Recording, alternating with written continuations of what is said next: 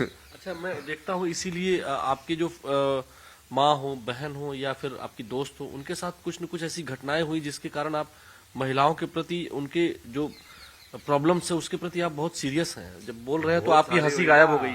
बहुत सारी हुई। मैंने ये कभी किसी को नहीं बताया ना, ये जो मेन ट्रिगर जो इंसिडेंट था धर्मशाला के अंदर जो हुआ था, है तो उसकी वजह से एक फीमेल का एक वो बना कि हाँ भाई ये सब लाइक बिल्कुल ही अलग इमेज बनी, साइकोलॉजिकली तुम बहुत अलग बन जाते हो उसकी वजह से। फिर उसके बाद जैसे साथ में हुआ बहुत सारी चीजें हुई, लाइक मेरे पर्सनल इंसिडेंट्स भी हो जाके मैंने रियलाइज किया कि यार जो जो कर रहा है वो एक्चुअली में गलत है। कई बार वो चीज समाज में एक्सेप्टेड होती है कि जैसे किसी को टच करना भी ऐसे कि नहीं नहीं ऐसा नहीं करना चाहिए, कि समाज में भी सब कर रहे हैं तो तुम भी करने लग जाते हो। बट वो मेरे पर्सनल अनुभव से भी समझ में आया मुझे कि यार ये तो बहुत ही गलत है। और फिर एक इंसिडेंट जो वहां पे हुआ था कि धर्मशाला में मैं एक बंदी से मिला था ना वहां पे, तो वहां पे जैसे वो मुंबई की थी तो ऐसे चैट वैट पे बात हुई, फिर वो वहां पे आई रहने के लिए जैसे 2 हफ्ते के लिए। तो 2 हफ्ते तो जैसे कि साथ में ही था ना वो पूरा, उस टाइम पे जैसे अलग ही ले लो स्पिरिचुअल उस पे था वो मैं, बट वो मैंने कभी समझा नहीं उसको। और उसने मेरे को एक चीज जो बोली थी ना वो मेरे को अभी भी लाइक खतरा अद्दर तक याद थी, मतलब कि बोला कि तू तो एम्प्टी है यार, मतलब कि खाली है। तू तो पूरा खाली है, तू तो कहीं पे भी झुक जाता है मतलब। और वो इतने दिल से बोली थी ना वो बात अंदर गई। बट उसने जैसे बाद में बताया ना, जब वो चीज वो वापस चले गई, उसने बाद में बताया कि उसके साथ भी ऐसे जैसे रेप का ऐसे कुछ इंसिडेंट हुआ है। तो उसकी वजह से चूंकि हम भी फिजिकल उसमें इन्वॉल्व थे ना, तो फिर मुझे वो बहुत ज्यादा वैसे एकदम से हिट किया कि यार अब मैं खुद को एनालाइज करने लग गया कि यार मैंने जो किया वो तो पूरा सेंसिटिविटी के साथ किया ना, मतलब कि हाँ मैं तो कहीं पे फोर्सफुल नहीं था या ऐसे। अब फिर मैंने बहुत सारे जैसे हेल्पलाइन में कॉल किया कि जब ऐसे केस होते हैं तो ऐसे लोगों से कैसे बात करनी चाहिए। पूरी पढ़ाई की मैंने उसकी कि हाँ ऐसे मतलब क्या सेंसिटिविटी रखनी चाहिए या कैसे उस चीज को हील किया जा सकता है किसी इंसान के साथ हुआ हो तो। और बट उसकी वजह से मेरा वो बचपन का सारा ट्रॉमा एक्टिवेट हो गया सारा का सारा वो हेल्पलेसनेस वाला, कि वो तुम बचपन में भी तुम देख रहे थे वुमेन के अगेंस्ट वायलेंस होता, तुम कुछ नहीं कर पा रहे थे, तुम बच्चा हो गए सिर्फ देख रहे थे। और यहाँ पे भी तुम सिर्फ देख रहे हो, तुम कुछ कर ही नहीं पा रहे हो, किसी की मदद कर ही नहीं पा रहे हो। और उसकी वजह से वो पूरा मतलब मुझे सिर्फ वो इंसिडेंट ही घूमता रहता था मेरे दिमाग में, वो मेन डिप्रेशन का कारण वही था, सिर्फ वही इंसिडेंट घूमता रहता था पूरे टाइम मेरे दिमाग में।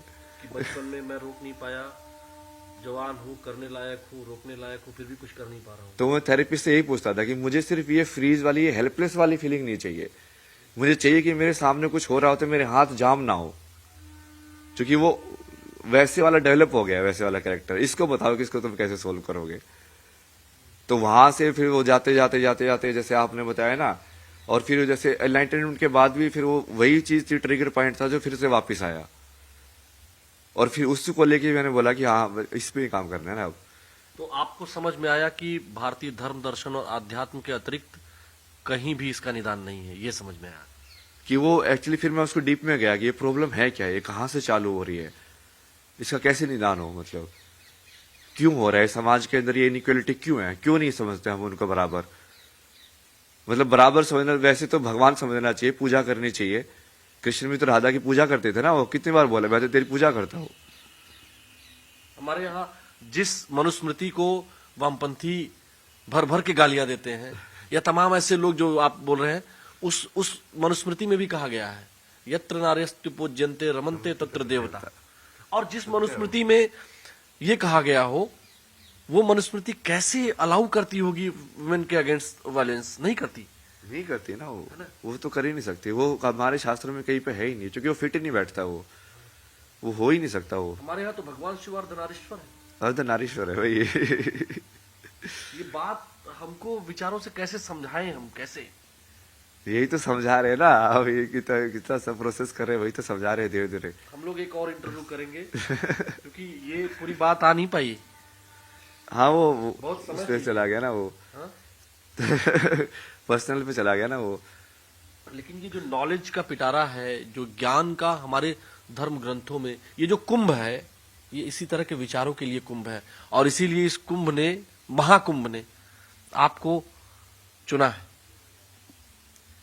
हाँ मतलब वो महादेव ने वही मौका दिया है भाई, मैं तो कब से और महादेव स्टार्टिंग हमसे कराना चाह रहे हैं। में हाँ मैं जैसे मेरे से करा रहे हैं, वैसे आप भी, मैं निमित्त हूँ, आप भी निमित्त हो। चल उनकी इशारों पे ही रहा है सब कुछ। बिल्कुल सारे पे चल रहा है। वही ना मैं वहां इंटरव्यू करने आया था और ना आप वहां इंटरव्यू देने के लिए बैठे थे। वही जो होना होता है वही होता है। पहले से प्रारब्ध में लिखा था मेरे। प्रारब्ध में लिखा, उसी को वही बोलते हैं कि विधान या नियति।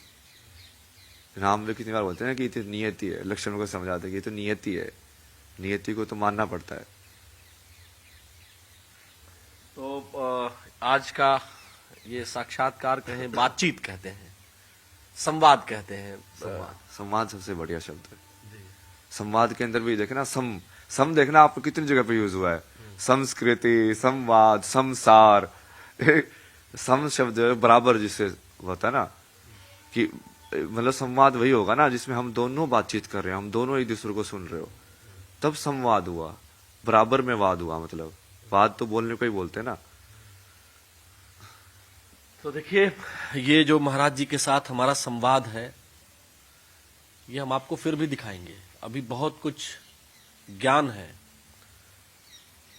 जो महाराज जी के पास, जो अभय जी के पास, जो मसानी गुरु के पास, जो भी नाम ये कहते हैं, आईआईटी वाले बाबा, आईआईटी पे बड़ा लोग को जोर है, फेमस हो जाता। तो ये संवाद,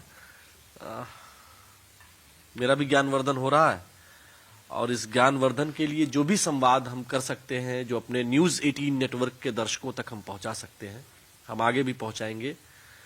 ये वादा कर रहे हैं कि आपको शुद्ध रूप से आध्यात्मिक चेतना के स्तर पर हम ले जाने का प्रयास करेंगे, और गृहस्थ जीवन में रहते हुए, समाज जीवन में रहते हुए हम कैसे भारतीय धर्म, दर्शन, विज्ञान को आप तक पहुंचाए, ये हमारा पूरा प्रयास होगा।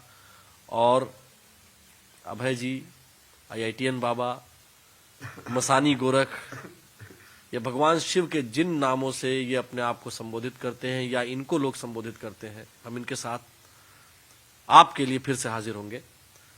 आज की इस बातचीत से, इस संवाद से आपको निश्चित तौर पर बहुत कुछ जानने को मिलेगा।